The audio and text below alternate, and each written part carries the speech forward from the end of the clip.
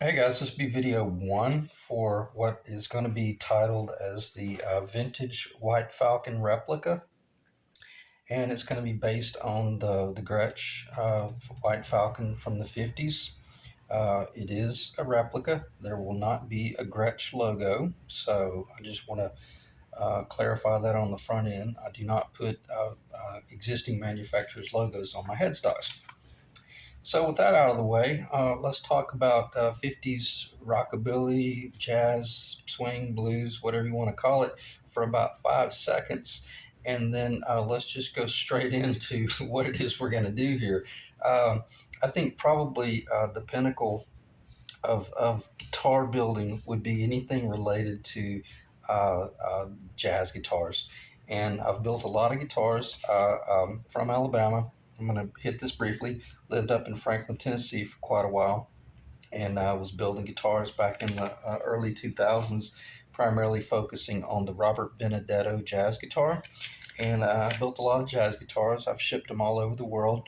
And if you've been following the series at all, I talked about that briefly in the first one or two videos there. So I won't go back into that stuff because what's important here is taking advantage of the gold parts that I just won off of eBay that came from a 1963 Gretsch 6120. And that guitar was parted out. It came from Jersey, and the original owner had passed away, and they inherit the family parted the guitar out, which didn't make any sense. But nonetheless, I tried to tell them what they had, and they didn't heed my warning. So I took advantage of it, and I won every part that they put up for sale that I wanted. I let the guitar go and I let the wiring harness go. So I basically have a complete early 1960s Gretsch 6120, the old Filtertrons. So we're going to put them to good use. And if you have been following the series, I'm going to be transferring the nickel authentic early 50. These would be like 58, 59 patent applied for Filtertrons. I'm going to be transferring these over into this guitar, and that will define that guitar as a 6120 conversion from a 6118, and it will look and feel and sound almost identical to a 59, although it's not trestle braced. So back to the White Falcon project. And I think, if anything, if you're following this video, you'll probably be intrigued by that video series enough that hopefully you'll go back and see some of those videos, because my reasoning was such that this guitar, which I designed and built a long time ago, was based on a guitar that I owned, which was a 56 Gretsch Silverjet. Okay? Authentic, very early serial number Gretsch Silverjet. Now, you might be thinking, well, that doesn't look anything like a Silverjet. I know, I agree. But the footprint is very much spot on. This guitar right here is was influenced by the fact that when I owned the 56 Gretsch Silverjet, which was all original, it was a basket case, but I also owned an authentic 1957 Gretsch Chet Atkins 6120, all original. Didn't have the wiring harness in it, but it was a basket case as well. Had the neck torn out of it, and I rebuilt that guitar and sold it to a gentleman by the name of Sonny West, the one of the three songwriters for some of the Buddy Holly tunes, the early tunes. So I've always had an admiration for the Gretsch, primarily just because I love the whole jazz guitar build, just the sound of the guitar, the playability, and even the fact that it's from my era. You know, I grew up in the 70s. I'm in my mid 50s. So we gravitate to this type of guitar because of, what Setzer did with it. He brought it back in the late 70s, 80s, and we realized what a versatile, phenomenal guitar it is. So anyway, I think you're either. It's kind of like a Rickenbacker. If you're a Rickenbacker guy, you're like you're in for the count. You're what do they call it, die hard. You're a die hard guitar. I'm not a Rickenbacker guy, but I get it because the same thing applies to the Gretsch. If you're a Gretsch guy, you're typically either all in or you just really don't care much for them. But once you play them and hear them and see their versatility, they're very much an incredible guitar. Now, I do love the Les Paul, and I'm not going to start talking about that stuff, but I've built um, several so far and won't go there, but they are a tool for a certain use and very much different from this guitar right here. So let me check the time and try to keep this under control. But keep in mind that keeping myself on track that this is just an introductory video related to transitioning into building a big body white Falcon replica. Which in essence, what will I be building? I'm going to be building a jazz guitar. I'm building a jazz guitar. It's not. It's going to be basically identical to the way I built the Robert Benedetto. Um, spec guitars because the guitars I was building, the early jazz guitars, they were based on the Robert Benedetto specs. So, what were his specs based on? Well, all of the early '50s Gibsons and D'Angelicos and all of the big body jazz guitars from that era. So we're all kind of going full circle here, and you could call it: is this a Benedetto replica? Well, no, not really, but it's heavily influenced by it. So it's going to have a lot of attributes that I learned from watching his vocational series. Now, I've never met Benedetto, which I'd love to. That'd be so incredible because he's in Savannah, and I'm in Alabama, so it really wouldn't be that hard of a track. But anyway, I almost digressed there.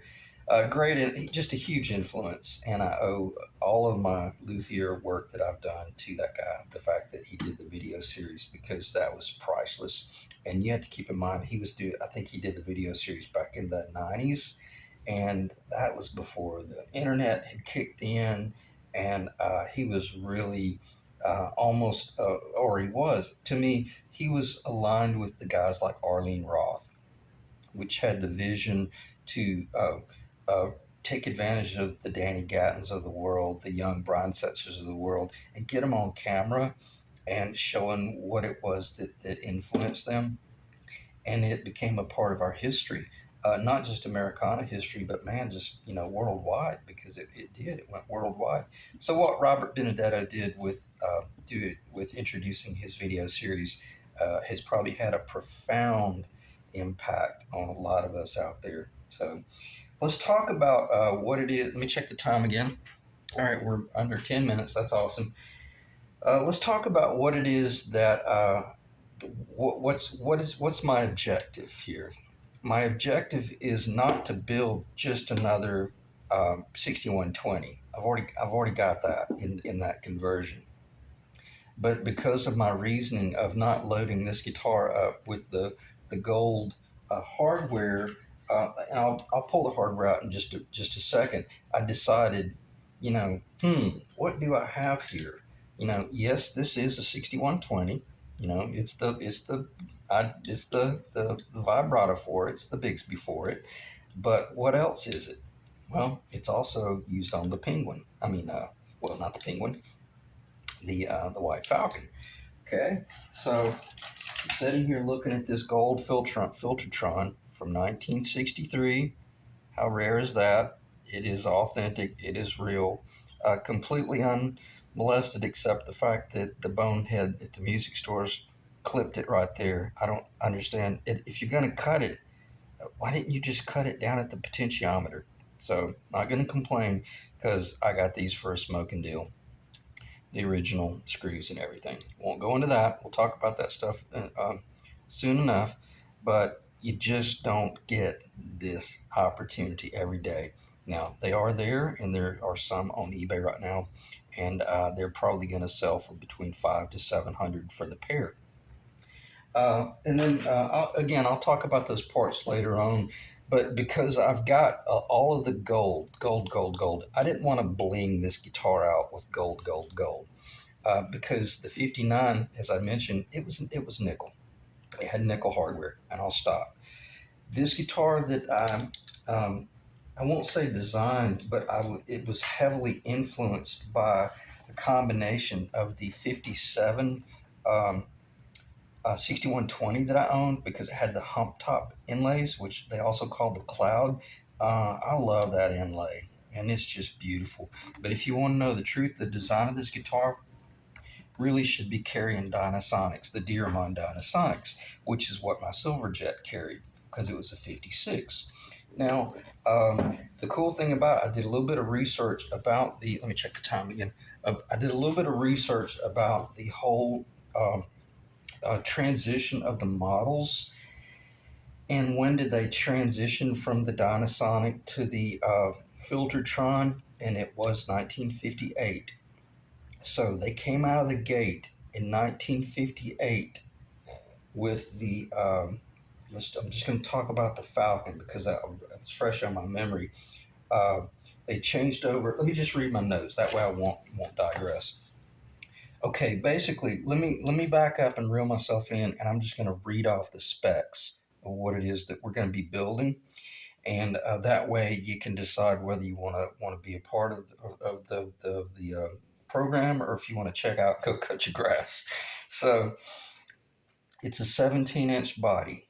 I'm probably not going to go that big, but I'm just going to give the general specs.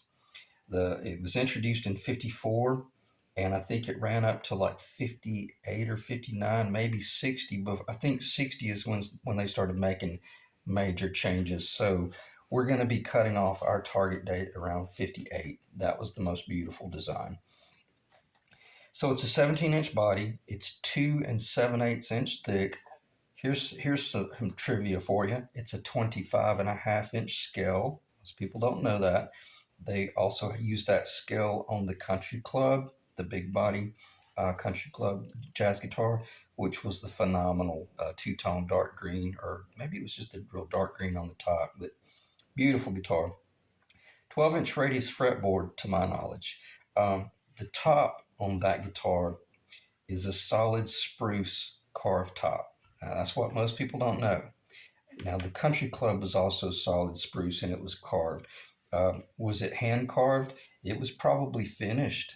They probably finished carving it with scrapers, like you would build a jazz guitar. The only reason you might say it's not a full blown jazz guitar because it's not X braced. It's going to be a parallel braced guitar, but will that will be greatly beneficial later on when you're cutting into the body and you're mounting the filtertrons because you'll be using these tone bars that are down there, actually tuning the guitar and producing a certain tone, but also you're able to use them as, let me get that in the camera, you're also able to use those tone bars to mount the filtertrons. Okay, so you wouldn't need those tone bars in that area if you were in that placement if you were installing the Dynasonics, but neither here nor there. That's a digression. So back to the specs, it does have the parallel bracing, which is what I'll be doing as well. And the interesting thing about that guitar, the 50s White Falcon, was it had a plywood, uh, most likely maple, poplar, maple back, and then it had plywood sides, which would have been maple, poplar, maple. I'm basing that on the fact that's what's in front of me here, and I can't remember what my '57 Chet Atkins was, but I do know that obviously it was maple. It was maple on the top surface and maple on the inside surface, but I don't know what the ply was. Odds are it was probably poplar. And then the neck that was on that guitar, excuse me, would have been a maple neck, basically very similar to this. And most likely it would have been a two-piece maple with a thin strip down the center, and basically identical to this because this is exactly what my '57 6120 looked like. And when I say identical, pretty much identical. and that's most likely walnut. That center string, that center seam. So nonetheless, big two-piece multi. In other words, a big two-piece maple neck, which is kind of what I built here. And my maple was a little bit more narrow, so I had to go with a little bit wider piece there in the middle to spread that neck apart. Now, am I going to be able to use this neck? There's a possibility, but I'm not there yet. So I'll cover that ground later on. Check the time. 15 minutes of just sheer White Falcon rambling. Um, the neck would have been a multi-piece maple, and it most likely would have been quarter sawn, cut on the quarter this way when you're building it. Okay, here's my target. Um, because the White Falcon was all about just obnoxious, gold hardware and the white and the sparkle and all the crazy, they were using the drum wrap, for binding, which that's the cool thing about being a drum company as well. Not only did they have the material, but they knew how to work with it. And so the cool thing about the White Falcon and it being white is far more uh, able to act as the support. Like in art, you have the support and the medium. The all the gold being the medium, well, then you've got this support being this white background. It really looks incredible. And then you've got like the old. They didn't have the Waverleys. They had the Imperials, the Grover Imperials. But considering the fact that I've got the complete set of Waverleys here, I probably will just put the Waverleys on it because these go with. I was calling him Pop's guitar, the guy up in Jersey that passed away, and then they parted his guitar, which I had mentioned. That was really it sickened me that they did that, but nonetheless, I mean, I don't owe Pops anything, but I do want to try to keep his guitar in action so you can see all of this stuff. What I'm doing, I'm just loading up, showing you how good it looks against the white. And this is not white. This is basically white shot with a honey amber in the nitrocellulose lacquer. So it gives it that real deep, deep aged look. So